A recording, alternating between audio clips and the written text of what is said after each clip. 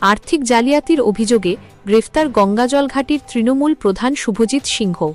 আর্থিক তছরূপ ও সরকারি তহবিলের অর্থ জালিয়াতির গুরুতর অভিযোগে গতকাল রাতে বাঁকুড়ার গঙ্গাজলঘাটি গ্রাম পঞ্চায়েতের প্রধান তথা তৃণমূল কংগ্রেস নেতা শুভজিৎ সিংহকে গ্রেফতার করেছে পুলিশ। প্রশাসন সূত্রে জানা গেছে, পঞ্চায়েতের বিভিন্ন উন্নয়নমূলক প্রকল্পের সরকারি টাকা আত্মসাতের অভিযোগে দীর্ঘদিন ধরেই তার বিরুদ্ধে তদন্ত চলছিল এবং প্রাথমিক তদন্তে আর্থিক অসঙ্গতির অকাট্য প্রমাণ মেলার পরই পুলিশ তাকে গ্রেফতার করে।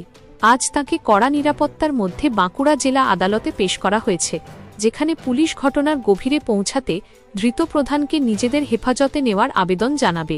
পঞ্চায়েত প্রধানের এই আকস্মিক গ্রেফতারিকে কেন্দ্র করে ইতিমধ্যেই বাঁকুড়ার রাজনৈতিক মহল উত্তপ্ত হয়ে উঠেছে।